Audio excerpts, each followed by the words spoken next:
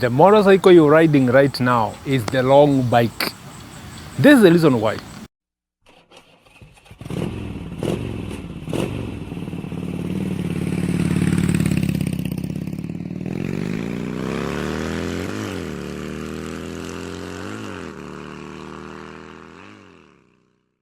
Welcome back to Two Wheels Paradise. My name is Meshak as usual, and we have a quick discussion here about a topic I had promised earlier on about wrong bikes. Why you could end up with the wrong bike. Maybe the problems you are having with the motorcycle you are riding right now are all because you are riding the wrong bike. Why would the long bike be in your hands? What does it mean to have the long bike? Stick with me to the end of this video. I'm gonna teach you something that you're going to appreciate, especially if you are just a beginner. Starting your life on motorcycles, you need to hear this.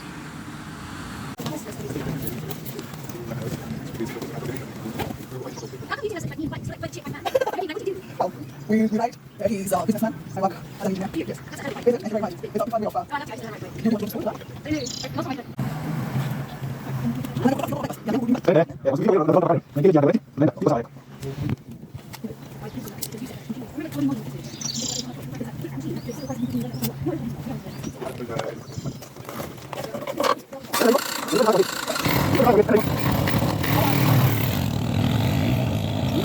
Number one, the reason why you could end up with the wrong bike. Buying the wrong design of motorcycle depending on what you are doing with it. Motorcycles are built to move you from point A to point B, but differently. That's why if you randomly choose 10 motorcycles, you're gonna find 6 different types in there. We have cruisers, we have scramblers, adventure bikes, dual sports, super sports. We have hyper bikes, we have giant sports touring motorcycles, a lot of designs of motorcycles, all for the purpose of moving you from point A to point B, but differently, operated differently for different reasons. Their capacities are different because they are made to serve different purposes, all for the sake of moving you. We have people who operate in the village. You can take a dual sport. I don't see you riding a dirt bike, motocross motorcycle commuting to work in the CBD. If you want to travel from the city to the village, you need to know which type of bike to use. You are staying 6 kilometers away from tarmac. If you buy a super bike, that's the long bike. You're gonna have a lot of struggles. You'll not even enjoy that feeling of owning a motorcycle just because you bought the long one. Different designs of motorcycles have different ways of being operated, different environments to be operated. So before you buy a motorcycle, you need to understand which type of bike is this, where is it best suited. If you want to operate on the highway and also in the forest, a dual sport is going to do. If you want a huge bike that can take you from here to the moon, cross rivers, adventure bikes. If you want to travel far but you want to remain on the highway, sports touring. All right? So you could end up with the wrong bike in terms of design. Number 2, long size of motorcycle. Motorcycles are like motor vehicles. They have different engine capacities, different power levels, different power deliveries, different sizes, different costs, different consumptions. You could end up with a very, very huge bike that is going to become a disaster to you in terms of you being safe on it, the cost of maintaining it. See? A lot of things are going to make it the long bike. I do not see you buying a 1200cc adventure motorcycle, a BMW GS, if the only purpose you want for that motorcycle is to commute to work. I don't see. because you're not even going to use the power that this bike has. You will not even feel it. You will not enjoy that power, but the cost of maintaining this bike is going to be the same and even more. For instance, you're riding a CBR 1000 RR. You commute 6 kilometers to work, 6 kilometers back home, and that is the only thing you want. That's the only riding you want in your life. Going to work, beat traffic, the weapon of choice, Honda CBR 1000 RR. This bike has a capacity to do 300 kilometers an hour. Beating traffic requires you to use 40 kilometers an hour. What are you gonna do with all the power left?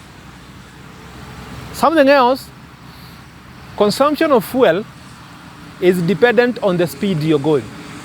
You go so fast, it will consume more. You go so low, it will consume more. You are supposed to be in somewhere in between, but you don't even have a chance to get somewhere in between, because beating traffic requires very slow speed. Only means you'll be using gear 1 and maybe gear 2 if you get a chance, okay? And then 100 kilometers an hour, 50, 70, 90, 40, 100 again. You will just be operating on gear 1, gear 2, gear 1. Consume a lot of fuel. Yeah, it's uncomfortable. The bike is going to be heating up in traffic. Like a lot of things that are not even sensible. If the only thing you want from that motorcycle is to commute to work, get a different bike. All right? Number 3, the reason why you could end up with the wrong bike: buying a very, very expensive motorcycle. We have bikes that are expensive to buy, but maintenance is okay. We have others that are very, very expensive to buy and also very, very expensive to maintain. Very expensive. You're gonna find that after that 1,000 kilometers, you're supposed to change something major in the engine. Transmission, something, you have to change something. After another couple of 10,000 kilometers, you have to change this sensor, change this, change this. Like, there is a list of very expensive things that you need to change as routine maintenance, not because they have broken down, but because the manufacturer expects them to break down at some point. And because they do not want the embarrassment, they have put it in the manual for you to change as normal maintenance, routine maintenance. And if you don't change it, trust me, it is going to go bad. It's going to go bad. So now you have a bike here. Every 10,000 kilometers, you have to spend 50,000 changing something. Not because it is broken, but because the manual says so. That's the long bike. Let's go to number 4. Buying a custom-made motorcycle. This bike was designed by Honda in the 90s as an adventure touring motorcycle. Luckily, this one is still an adventure bike to date, almost 30 years later. But you'll find someone got this and cut it into pieces to make a cafe racer, to make a scrambler, to make a dirt bike, to make something from here. They have even designed this with a different frame to make a cruiser. They have made a super bike from here. If you are not part of this project, don't buy that bike. Because you can trust me, the specifications of Honda when they were making this will never be achieved by some juakari in the backyard when they cut it into pieces to make it something different. So this bike is not going to handle the highway the way it's supposed to handle. It will not handle off-road the way it is supposed to handle. It will not handle speed, wind, braking, emergency situation. It is not going to handle those things the way it was designed by Honda to handle. So when you buy this and it is in cafe racer design, trust me, you are buying the wrong bike. We don't even have to insist this further. You already know what I'm saying. You're buying a bike whose dream belongs to someone else. Maybe they got into an accident, it was very expensive to repair, they designed something different from there to make it still operational, but it is not what it was supposed to be. Why? Because they cannot afford, or maybe they are not even willing to incur the cost of repairing that bike back to its original design. So they make it something different, especially if the frame is cut anywhere. The fairings and plastics are okay. If you can change them, that's fine. But if the handlebars are different, the frame is different, maybe the wheels, the suspension is different, be very careful with that bike. That's the long bike for you. That was number 4. Let's go to number 5. Buying a high-tech motorcycle as your first bike. Let's talk about the European motorcycles. They come with cruise control, traction control, they have ABS, they have cornering control, I don't know, lean angle control, whatever. A lot of control sensors. If you are starting your life on a motorcycle, do not get such a bike. Even if you have money for it, just avoid it. Because there are some things as a biker you're supposed to do manually. They are supposed to come from your head. If I'm cruising at 120 kilometers an hour and someone decides to cross the road, I should know what to do, not expect the motorcycle to know what to do. If you try to apply what you know, the motorcycle has a sensor that is defying your instructions, because the engineer thought it should operate differently. Okay? The engineer thought it should operate differently. So you and the motorcycle are struggling, are arguing in an emergency situation. Okay? You have these cruise controls, it is engaged, you are doing 110 kilometers an hour on an open highway, something goes wrong, you try to switch it off in a panic because you are just a newbie, you did something wrong, it is complicating everything. Those high-tech motorcycles, avoid them as a beginner. Your first or second bike, avoid them.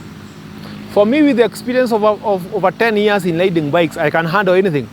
Call it automatic scooter, DCT, whatever it is, just call it. I can handle it. And still go back to my 90s and I'll be fine. Because psychologically, I have been programmed how to handle bikes. But for you as a beginner, you shouldn't start with a motorcycle that is thinking. I'm using the word thinking. A motorcycle that is thinking. If you get into gravel, you're supposed to feel how gravel feels. But the motorcycle you have right now doesn't even allow you to notice there is gravel, because it has switched off this, switched on this. You don't need those shenanigans as a beginner. That's the long bike. Let's talk about the last point. The most complicated one. Buying your dream bike. Dreams are supposed to remain dreams when it comes to vehicles and motorcycles. Let it remain in your dreams. Okay?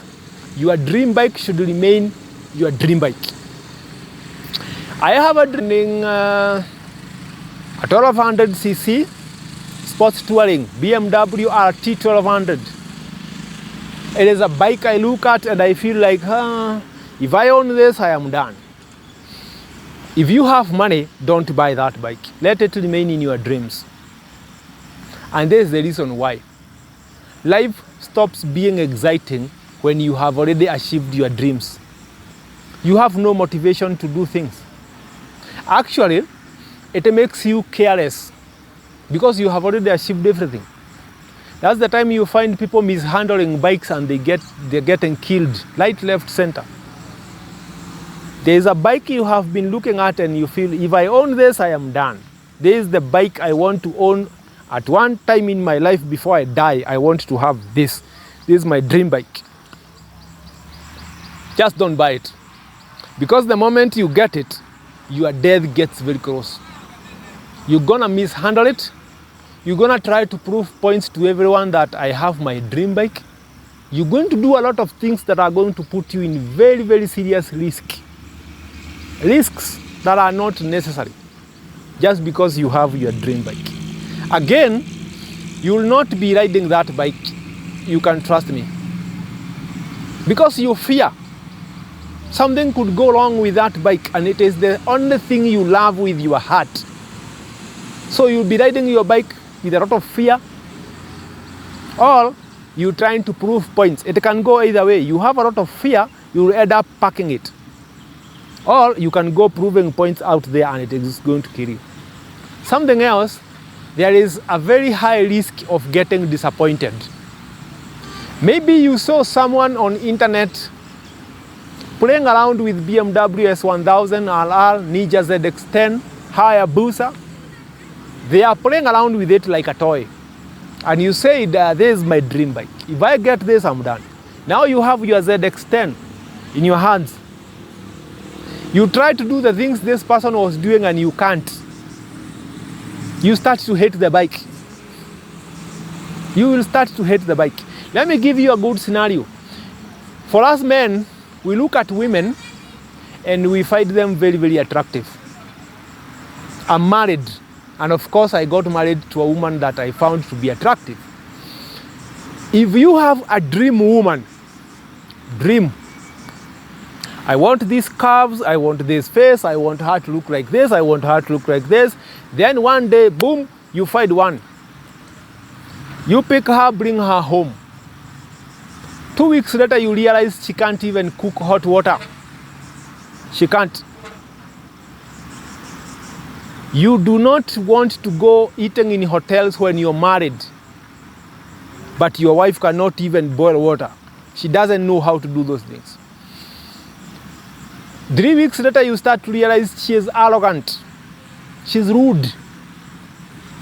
You try to accommodate it, and then 1 month later, you realize she was hiding something. She is an addict of something. She's struggling with some addiction. 1 year down the line, you realize she doesn't know how to put boundaries. She is not even faithful. You're starting to regret why you got your dream wife. You're starting to regret why you got involved with her. The one that was a dream to you is now frustrating you. This is what happens with dream bikes and dream cars. At some point, you're going to realize this bike is consuming a lot of fuel. I wasn't ready for this. This bike is running a little bit too fast. I can't handle it. I was not ready for this. This bike is very expensive to maintain. To repair something, very expensive. I was not ready for this. It was your dream bike, but now it is starting to hurt you. Starting to frustrate you. You're going to hate it. Have you learned something? Those are the 6 reasons why you could be riding the wrong bike right now.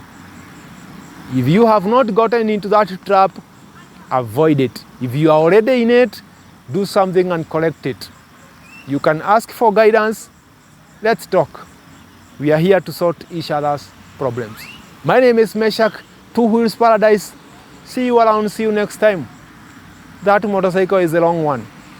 You need to change.